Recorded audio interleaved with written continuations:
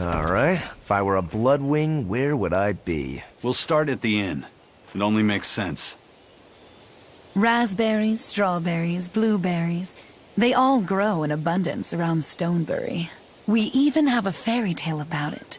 One day the ground was covered with so many fallen berries, they all became stones. Stoneberries. Is that how the town got its name? The spelling has changed some, but yes. Berries are an important part of this village. We harvest local berries to make jams, pastries, gels, and all sorts of sweets. Berry-flavored gels! I've never had one. We've exported our jam and fruit for a while now, but our raspberry gels are still being perfected. Aw, rats. Are the vegetables growing in that field special too? I don't think I've ever seen anything like them before. You've got sharp eyes. But that's right. They're a rare species of wild potato. They're red and they're called radish bells. We discovered them in the mountains nearby. Sadly, the potatoes are actually highly poisonous. Really? They look so good. They do. But the skin and the sprouts are toxic. If you aren't careful when removing them, it's Poisonville for you. Deadly poison aside, they're sweet, fluffy, and go great with butter. And when they're fried nice and crispy, they're the best. So just skin them and sell them. What's the problem? Yes, we've thought of that, but the way they are now, you have to peel off quite a bit before you get to the edible part. Peel one as big as your fist, and all you get for your trouble is a bit of meat the size of an egg yolk. That's why we're selectively breeding them. One day, they'll have only a thin layer of poisonous skin. Why not breed them to get rid of the poison altogether?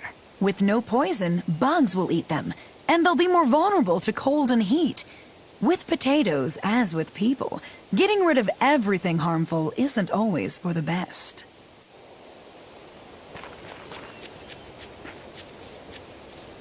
The water around here is ideal for producing wine and spirits. I've been thinking about fermenting something new. What will you make?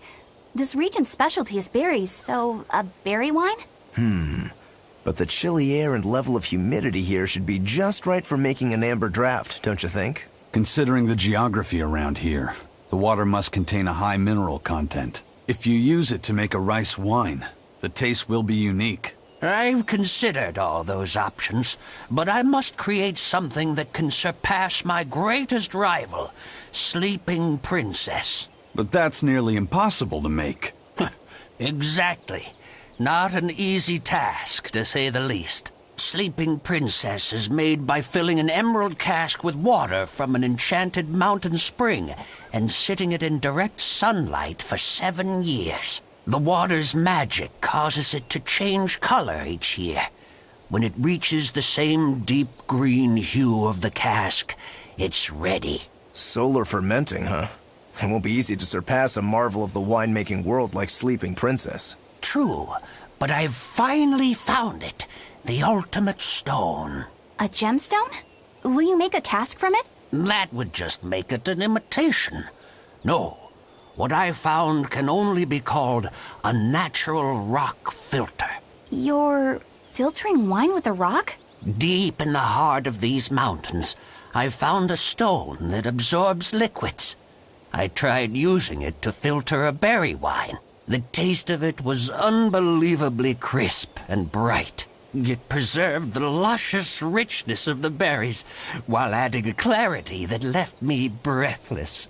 I call it Pure Land wine. There is no better. May I have a taste? My apologies, but it took me 10 years to make a single thimbleful. I drank that thimbleful for my tasting.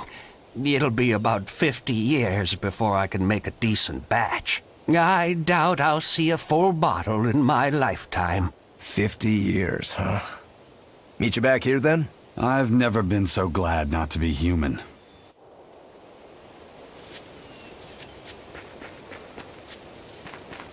Yay! I found so many blueberries! What are you gonna do with all those? Make jam? I'm going to feed them to my chickens. That way they'll lay eggs with purple yolks. What? You know that won't work, right? It sure will.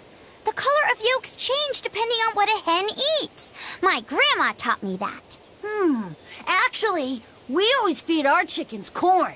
Is that why their yolks are yellow? What are you gonna do with purple eggs anyway? Tourists are coming from the capital again, right?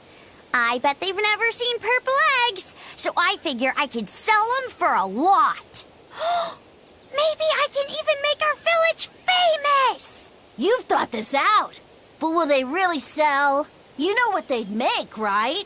Purple fried eggs, purple omelets, purple egg fried rice. Hey, would you want to eat a purple omelet? Strange things sell, right? You don't have to be so mean just 'cause you can't think of a better idea. Oh, sorry.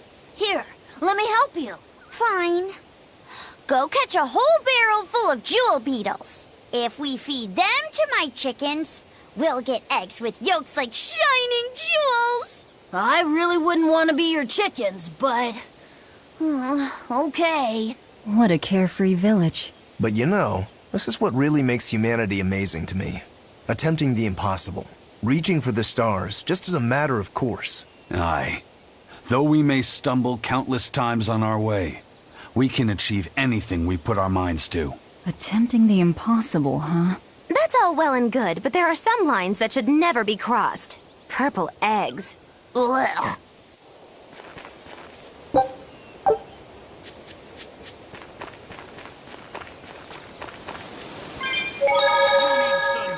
We got sundries. Stonebury hasn't had much luck growing just yet, but this pioneer town has a lot of potential. Trees grow well here, and the lumber is of great quality. Oh, we're also close to the quarries, so stone isn't a problem. As long as the demons are contained, this country will rebuild. The need for stone and lumber will soar.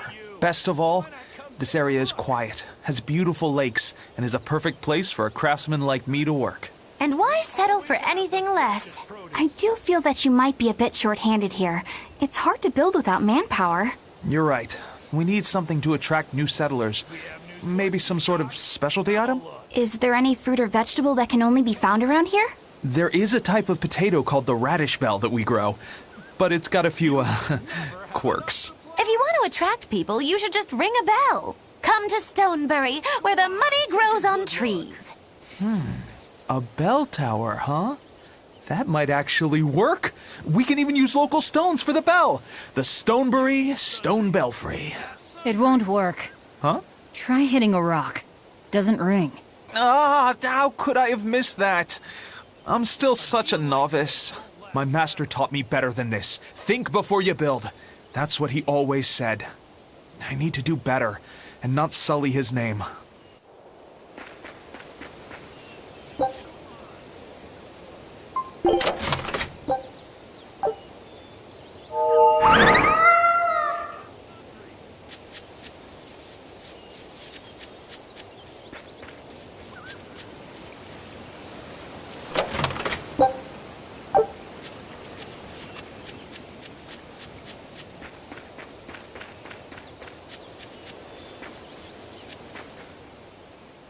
I was on my way home from a trip to Logres, crossing the Aldina Plains, when I saw it. Rain was pouring as if from buckets, and the wind was so strong I could hardly stay on my feet. From the vast darkness of the sky, a monster of tremendous size descended, like the essence of the storm itself. A huge flying demon? At that moment, a group of exorcists leapt out from their hiding spots and began to battle the demon beast. But it met their swords with its fearsome horns, and a swipe of its tail threw the noble exorcist's back. Horns and a tail? Where did the demon go? I couldn't tell you. I was so frightened, I ran away and never looked back. I hope the Abbey can get rid of it, but the beast took out 3 exorcists with a single blow. Come to think of it, another person was there too. He faced the demon and told it to stop. Zavid. If you're going to the Aldina Plains, you'd better be careful. A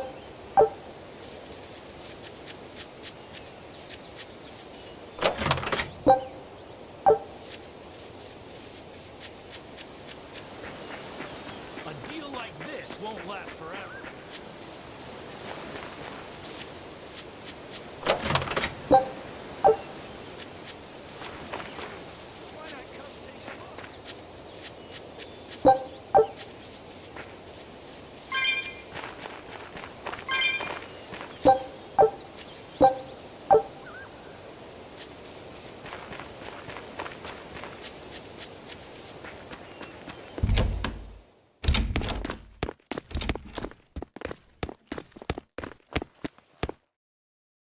Savid. Well, hello, sailor.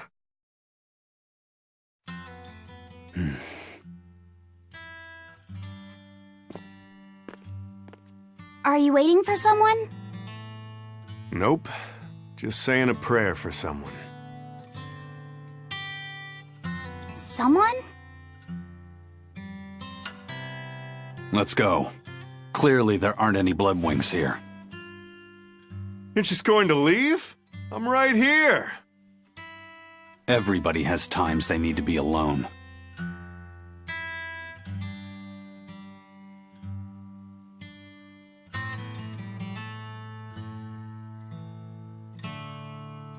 Fee. Right. Coming.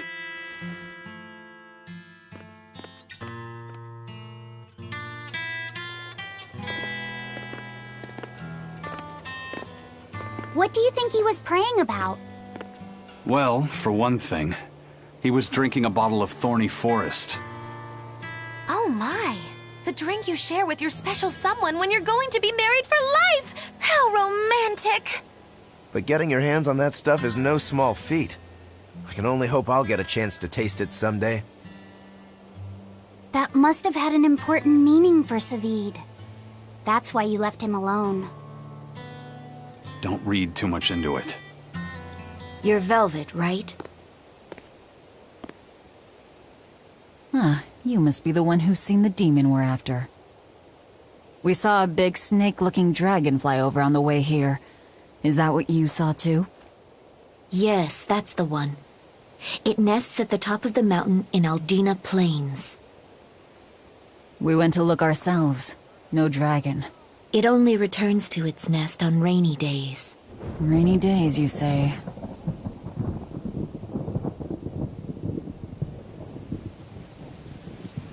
Oh, just look at what you went and made the weather gods do! This doesn't bode well. Not at all! Thanks. We'll give it another shot.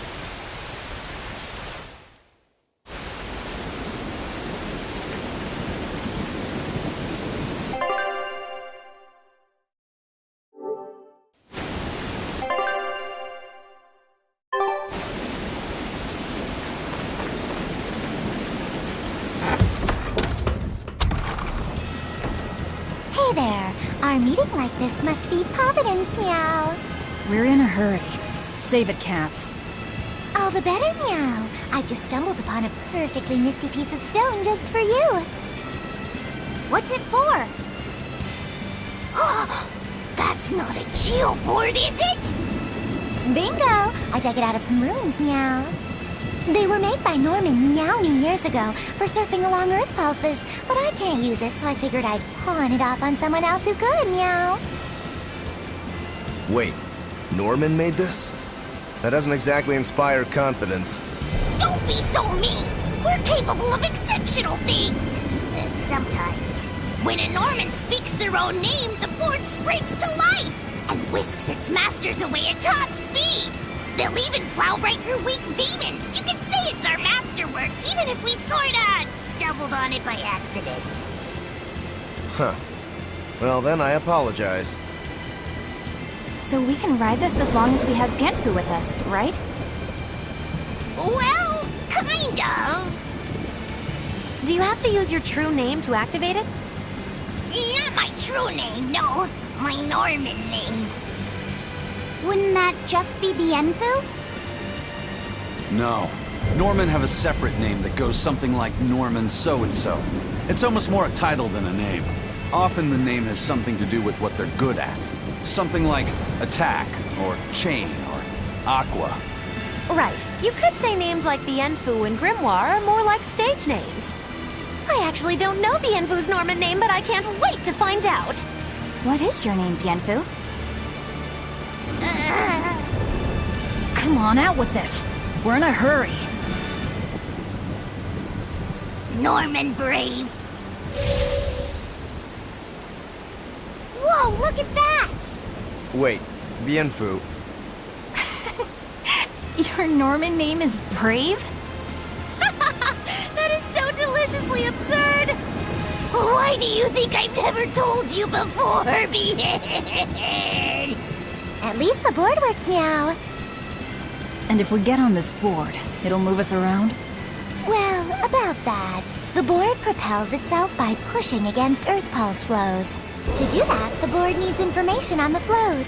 But this one here's a completely blank slate, meow. First, you need to find the geotrees in each area. They serve as a conduit between the surface land and the Earth pulses, meow.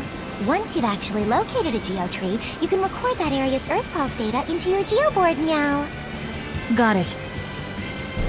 This area's geotree is right over there, meow.